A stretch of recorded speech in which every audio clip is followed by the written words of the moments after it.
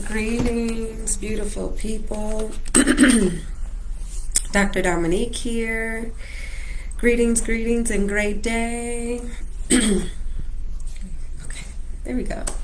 Well, happy Valentine's Day. And I am going to be sharing a short message today about the FinFluencer. I hadn't heard of this term specifically until recently, and so I did a little bit of research and I wanted to share with you what I've learned, but also some things to keep in mind, especially given that 1 out of 3 people go to social for financial advice to help them make financial decisions. So when you really think about that, at least when I think about that, it's a little alarming, and it's okay if you're practicing your due diligence, what basically means you're doing your homework, right? You're not just blindly making decisions based off of how you feel about the influencer or not having all the information. So this led me to today's video to talk about the rise of the FinFluencer, who they are, and if you should trust them, but really a few things to use to evaluate them and what you're hearing from them.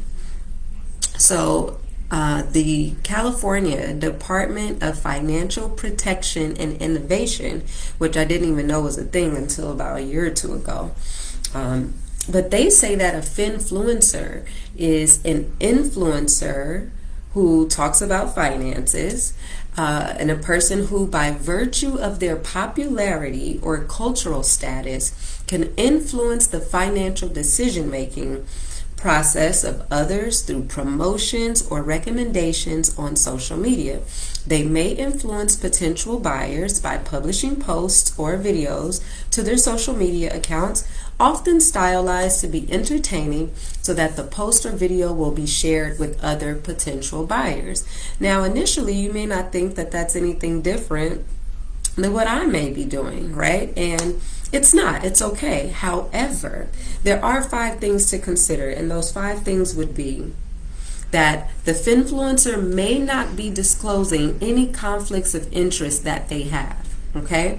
So that would basically mean if they are in a relationship with the company or getting paid from that company, which is actually the second thing, they may be compensated. Compensation is not the only way that they can create a conflict of interest, but it's one of the most popular ways. And a lot of influencers and celebrities are paid to post things, right? And so you may or may not know that.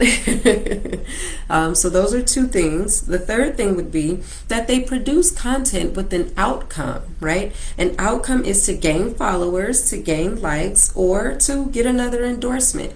So, and again, there's nothing wrong with that as long as you know that, okay? This is about being a smart consumer, an educated consumer. Fourth would be they're not covered under certain consumer protection laws. So if you're following them, if you're listening to their advice and something goes wrong, there may not be no recourse, which leads me to number 5, which is investors may have limited may have limited ability to recover their losses.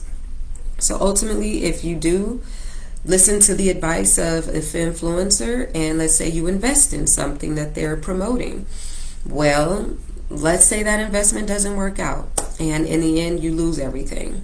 You may have limited ability to recover any losses.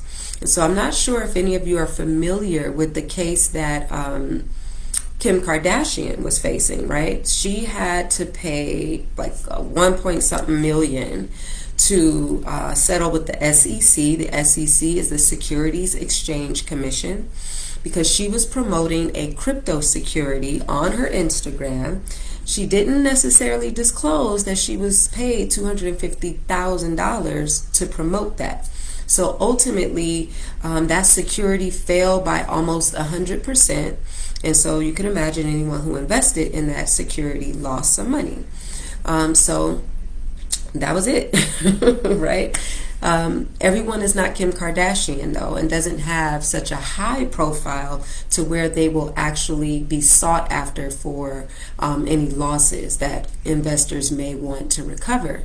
So just be careful, just be mindful. There are plenty of people out here doing really good work on social media to, again, provide access to content, to share education, and to give information that is somewhat buried in the industry. If you don't know it, you won't know it. So shout out to all the finfluencers who are operating with integrity and who are sharing any of the partnerships or endorsements that they may have and disclosing to their followers, who they're working with. It's that simple. It's really not a big deal.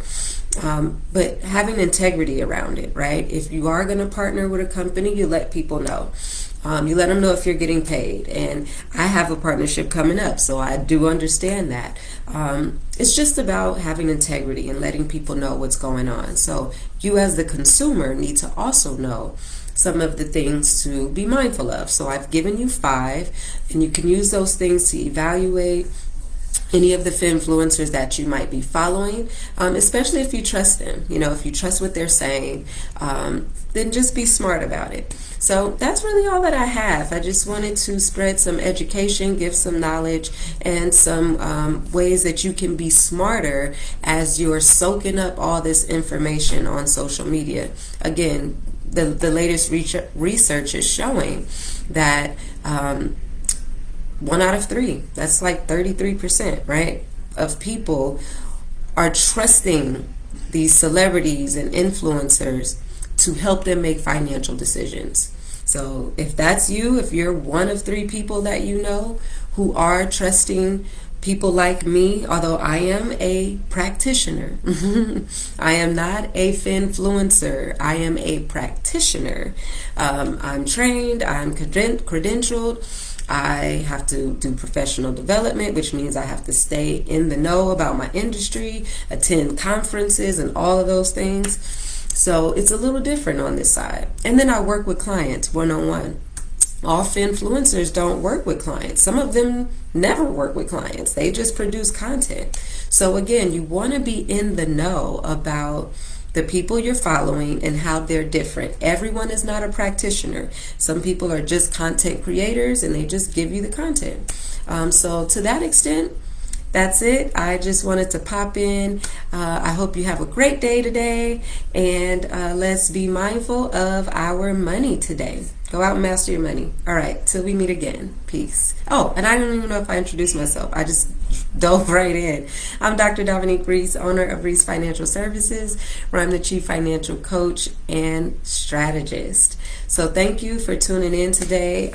Tune in tomorrow. I'll be dropping some more knowledge. Peace.